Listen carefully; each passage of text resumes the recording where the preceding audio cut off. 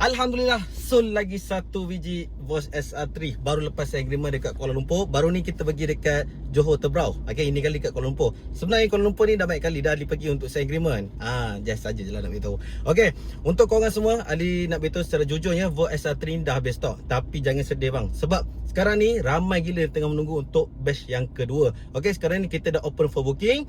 Dan untuk aksesori kita continuekan lagi. So tak perlu risau, korang boleh apply dulu dengan Ali. Dah approve, baru kita boleh start booking. Tapi kalau cash tak ada masalah lah, just bagi deposit sahaja.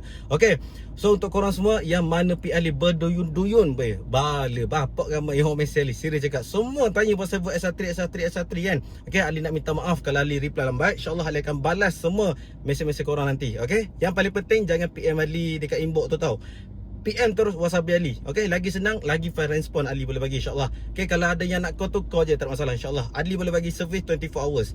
Tapi kalau boleh okay, sekarang ni yang tengah hot dalam market sekarang ni Vogue SR3, RT2, RT3 man. Okay, Ali tak tahu macam mana tiga model ni boleh naik kau-kau ya. Lagi-lagi untuk Vogue SR3 ni. Okay, so nak mengucapkan terima kasih banyak kepada korang semua yang mana support Ali. Okay, insyaAllah Ali akan bagi servis yang terbaik. After sale pun Ali nak bagi yang terbaik untuk korang, insyaAllah Ali cuba. That's why Ali bagi 5 tahun warranty unlimited mileage dekat korang semua.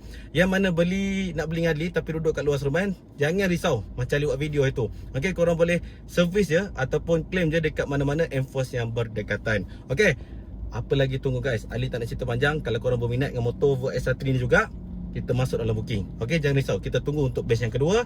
Aksesori pun kita bagi sekali. Motor kat kedai Ali kau-kau cepat laju. Sebab apa?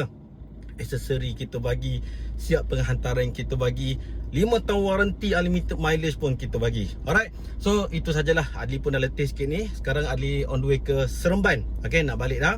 So untuk korang semua yang mana berminat dengan motor, terus PM Ali. Alright, Ali mengucapkan sekali lagi terima kasih banyak kepada korang semua yang mana support Ali. Jangan lupa tau, setiap kali Ali buat video, support lah sikit, like ke, share ke, follow dan sebagainya. Alright, insyaAllah kita akan berjumpa the next video nanti.